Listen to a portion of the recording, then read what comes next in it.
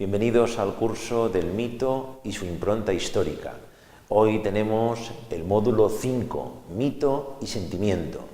Se trata de un módulo que va a comprender el sentido emotivo del mito y que atenderá a aquellos aspectos que han quedado simbólicos entre nosotros y en especial los objetos talismán que van a marcar lo que es el mito. El mito es una realidad que refleja nuestra historia, pero esa realidad parte de un presente, de unas coordenadas espacio-temporales. Las personas estamos inscritas en una realidad y cuando nos preguntamos sobre nuestro origen, sobre el comienzo, sobre los inicios de nuestra historia, no podemos hacerlo sin imaginarnos a partir del presente, a partir del lugar físico en el que nos encontramos. Por eso las imágenes de un paraíso perdido, ya sea Babia, ya sea el paraíso terrenal, siempre tienen que ver mucho con aquellos datos que tenemos del tiempo actual. ¿Esto qué significa? Significa que ese primer encuentro con el origen, que da sentido a todo, es un encuentro que es ante todo afectivo, emocional, que tiene que ver con el sentido de lo que nosotros queremos. No existe, por lo tanto, un conocimiento al margen de nuestros afectos. Y a su vez diríamos que hay una tensión respecto al futuro. Ese mito que se nos cuenta de los orígenes, del comienzo de nuestra historia, tiene mucho que ver con lo que va a pasar el día de mañana. Nos da lecciones sobre el hoy, tiene su moraleja, tiene una aplicación directa y nos enseña qué va a suceder en el futuro, en el porvenir, en lo que está por llegar. Por lo tanto, hay una tensión entre el presente y el futuro que el mito se encarga de explicar.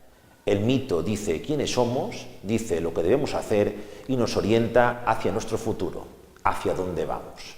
Las dos coordenadas, espacio y tiempo, son coordenadas humanas sin las cuales no se entiende el mito. No podemos comprender ninguna realidad mítica si no partimos de ese espacio y de ese tiempo.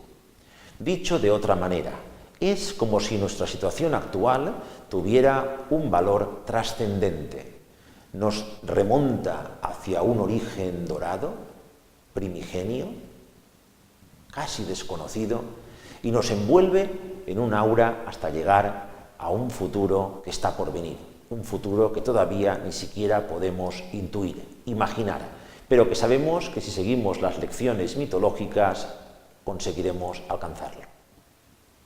Desde este punto de vista, el mito, que es ante todo sentimiento y afecto, nos ha dejado unos elementos simbólicos, como 4 grandes vértices que establecen unos extremos que relatan muy bien ese mito. El relato, la fiesta, la representación y las expresiones artísticas. El primero de ellos es el relato. El relato viene a ser una construcción narrativa que explicará qué es lo que ha sucedido, con un hilo argumental. Es una manera que tenemos de reconocer a través de la escritura cuál es nuestra historia. Escribanos, cronistas áulicos, autores sagrados, se han dedicado a dejarnos presente cuál es nuestra memoria, aquella tradición oral que ha pasado a ser escrita.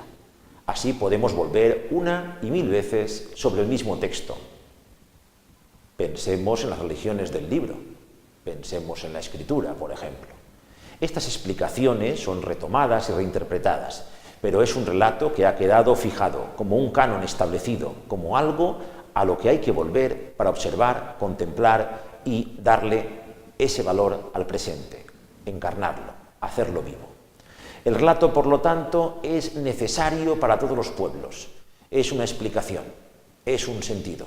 De hecho, aquellos que no tengan todavía un relato, los pueblos patriarcales antiguos deben de basarse en ocasiones en bastones patriarcales que recuerden el linaje, la historia de cada uno de los lugares y de las familias de las que proceden. Si el relato no está escrito, será oral, pero necesitamos una explicación para que nuestros mayores puedan darla a los descendientes. El segundo gran vértice de la simbología es el de la fiesta. la expresión simbólica por excelencia de carácter colectivo. Hay una transgresión, ese sueño de lo que será el mañana, esa imagen onírica del pasado más antiguo, casi desconocido para nosotros, que se expresa a través del mito, tiene un momento para el presente. ¿Y cuál es ese momento? La fiesta.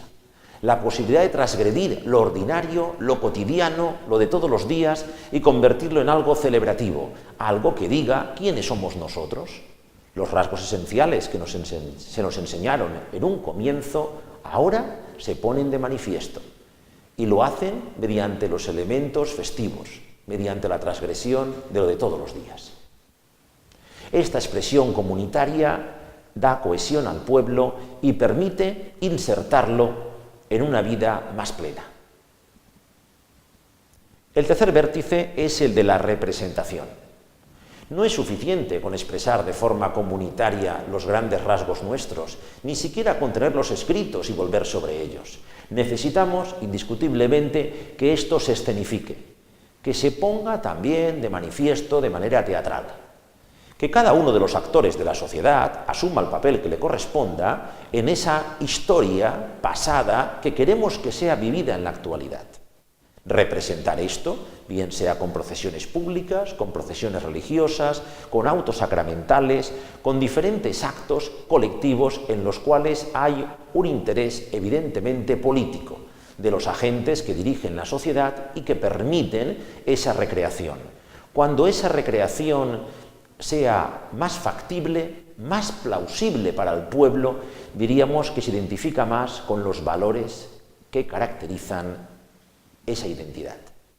Por eso la representación debe de estar vista por todos, debe de ser pregonada, debe de ser anunciada y considerarse como un elemento clave en el cual se van a ver la retícula, el esqueleto, lo fundamental de la comunidad. El cuarto vértice, simbólico, necesario, es el de las expresiones artísticas. Ni es suficiente con la escritura con la que volvemos, ni con la expresión colectiva transgresora, ni con la escenificación promovida por las autoridades políticas.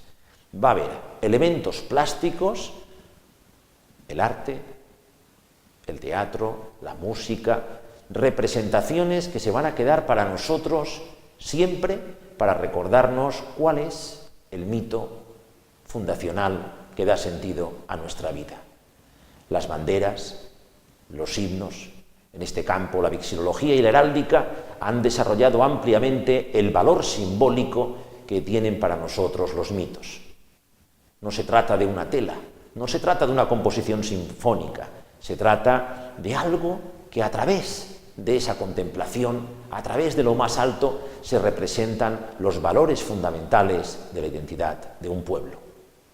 Esta simbología no es ajena a ninguno. Esta identidad es presente y uno sin saberlo la ha percibido desde los orígenes en la cuna, lo ha tenido en todo momento presente.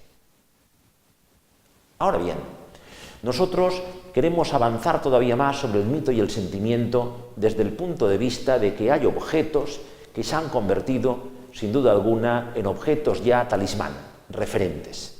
No se trata de que el mito sea algo afectivo, sin ningún elemento visual que lo tenga presente, sino al contrario.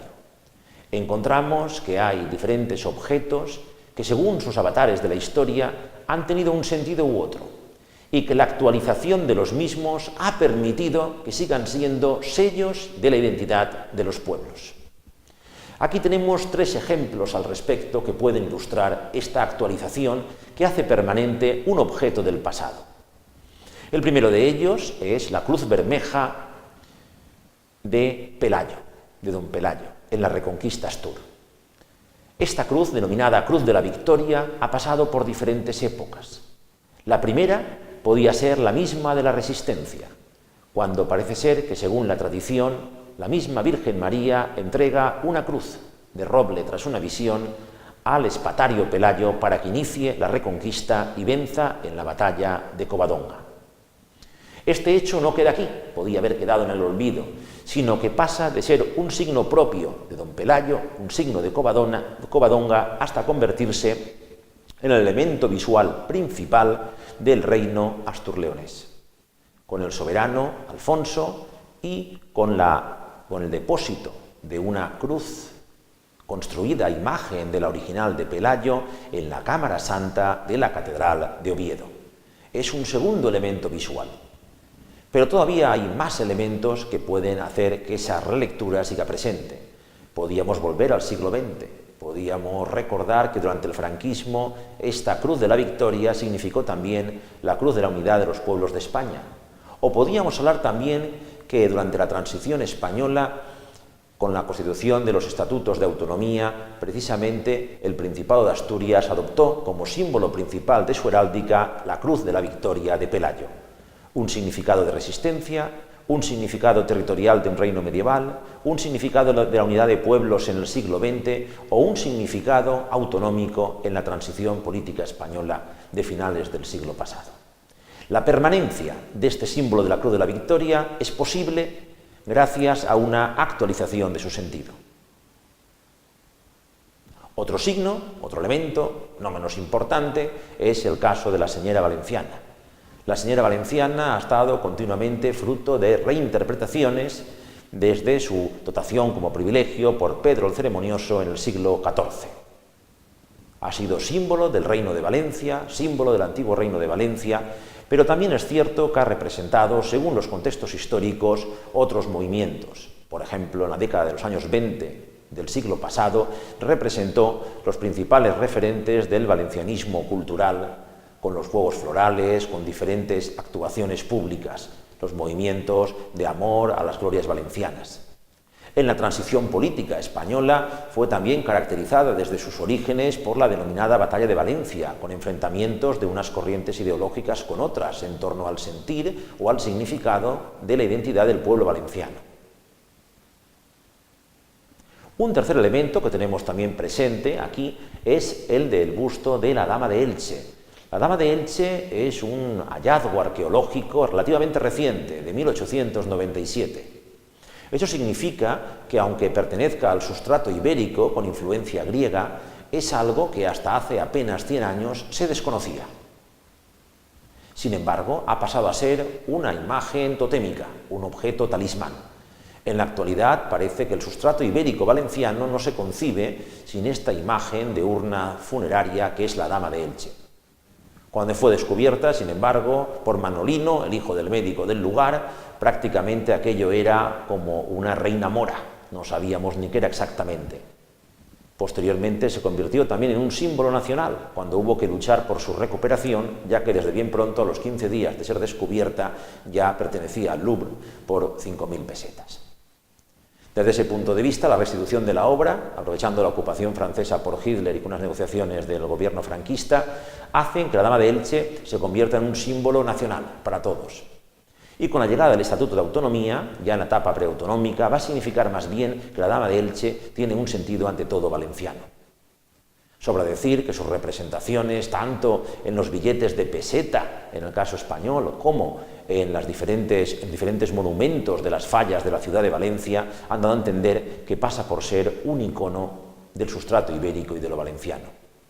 Una permanencia y una relectura de tres símbolos que hemos puesto de ejemplo: la Cruz Astur de la Victoria de Don Pelayo, la Señera de Valencia o la Dama de Elche. Un ejemplo de que necesitamos actualizar nuestros símbolos. Si los símbolos quedan como algo del pasado y no se redescubren, no tienen un valor en el presente y no conectan con los elementos fundamentales de nuestra identidad con un carácter afectivo, estos no tienen sentido, van desapareciendo y quedan como reliquias del pasado. Muchas gracias y espero que les haya gustado este módulo quinto dedicado al mito y su sentimiento.